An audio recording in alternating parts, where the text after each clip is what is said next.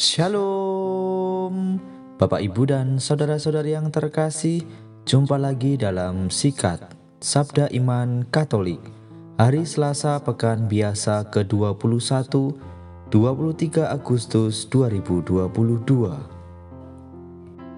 Bacaan dari Injil Matius bab 23 ayat 23 sampai 26.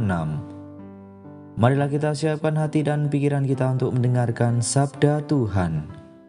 Semoga Tuhan beserta kita, sekarang dan selama-lamanya. Inilah Injil suci menurut Matius. Dimuliakanlah Tuhan. Pada waktu itu Yesus bersabda, "Celakalah kalian, hai ahli-ahli Taurat dan orang-orang Farisi, hai kalian orang-orang munafik. Sebab persepuluhan dari selisih, adas manis, dan jintan kalian bayar. Tetapi yang terpenting dalam hukum Taurat kalian abaikan, yaitu keadilan, belas kasih, dan kesetiaan. Yang satu harus dilakukan, tetapi yang lain jangan diabaikan. Hai kalian pemimpin-pemimpin buta, nyamuk kalian tepiskan dari minumanmu, tetapi unta di dalamnya kalian telan. Celakalah kalian, hai ahli-ahli Taurat dan orang-orang Farisi, hai kalian orang-orang munafik, sebab cawan dan pinggan kalian bersihkan sebelah luarnya, tetapi sebelah dalamnya penuh rampasan dan kerakusan. Hai orang-orang Farisi yang buta, bersihkanlah dahulu sebelah dalam cawan itu, maka sebelah luarnya juga akan bersih." Demikianlah sabda Tuhan. Terpujilah Kristus. Bapak, Ibu, dan saudara-saudari yang terkasih, renungan hari ini akan dibawakan oleh Bapak Aloysius Samino dari Paroki Santo Vincentius Apaulo, Langsep, Malang. Selamat mendengarkan.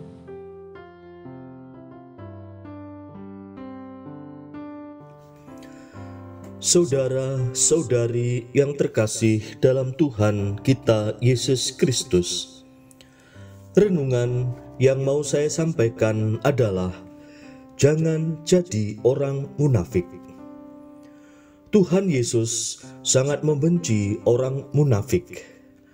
Munafik berarti penuh kepalsuan atau kepura-puraan. Inilah yang dilakukan oleh ahli-ahli Taurat dan orang-orang Farisi. Mereka sangat expert dalam hal Alkitab atau Taurat. Tapi sayang, hal ini tidak selaras dengan perbuatan. Itulah sebabnya Tuhan Yesus sangat mengecam mereka dan menyebutnya sebagai orang-orang yang munafik, karena hanya bisa mengajar orang lain, tetapi ia sendiri tidak melakukan apa yang mereka ajarkan. Bahkan perbuatan mereka sangat bertolak belakang. Pelayanan hanya mereka jadikan topeng belaka. Kalau kita lihat dalam istilah Jawa juga dikatakan, gajah diblangkoni, esok khotbah gak esok nglakoni. Saudara-saudari yang terkasih dalam Tuhan kita Yesus Kristus, hidup dalam kemunafikan adalah tanda bahwa seseorang tidak sungguh-sungguh bertobat dan tidak memiliki hati yang takut akan Tuhan. Karena tidak ingin kehilangan pamor, reputasi, dengan segala upaya mereka berusaha menutupi segala kebobrokannya dengan menampilkan hidup yang seolah-olah rohani atau suci melalui aktivitas-aktivitas keagamaan dengan tujuan supaya dipuji, dihormati, dan dihargai oleh orang lain. Lalu yang menjadi pertanyaan, bagaimana dengan kita masing-masing? Saudara-saudari yang terkasih, lalu ciri-ciri orang munafik dalam Injil Matius bab 23 ayat 23 sampai 26 adalah: yang pertama, menutupi jati dirinya dengan kepura-puraan. Orang munafik di sini, dia pura-pura melakukan kegiatan agamanya dengan membayar persepuluhan, persembahan, tetapi tidak memiliki rasa belas kasihan dan ketaatan.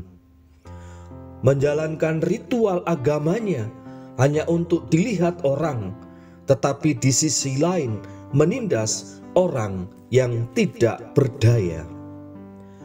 Lalu yang kedua adalah motif yang tidak tulus. Orang munafik di sini dihadapkan manusia seolah-olah melakukan kebaikan, yaitu dengan menepis nyamuk yang hinggap dalam minumannya, tetapi melakukan perbuatan buruk yang ada dalam hidupnya, yaitu meminum habis unta yang ada dalamnya. Lalu yang ketiga adalah bersikap egois dan suka melemparkan beban kepada orang lain. Di sini orang munafik digambarkan dengan orang egois dan suka melemparkan beban kepada orang lain, yaitu dengan istilah membersihkan cawan dan pinggan di sebelah luar, tetapi di dalamnya penuh rampasan dan kerakusan. Pada Injil Matius bab 23 ayat 23 sampai 26, Tuhan Yesus menyarankan sebagai orang yang munafik, pembersihan diri dilakukan dari dalam, maka seluruhnya akan otomatis dibersihkan. Saudara-saudari yang terkasih, firman Tuhan hari ini mengajak kepada kita semua agar tidak menjadi orang yang munafik, tetapi menjadi orang yang baik dan bijak, yakni dengan terus berjuang melakukan keadilan, belas kasih, dan kesetiaan di dalam masyarakat tanpa membeda-bedakan agama, suku, ras, dan golongan. Sebagai orang beriman, hal yang penting dalam hidup beriman adalah iman, kasih, dan harapan.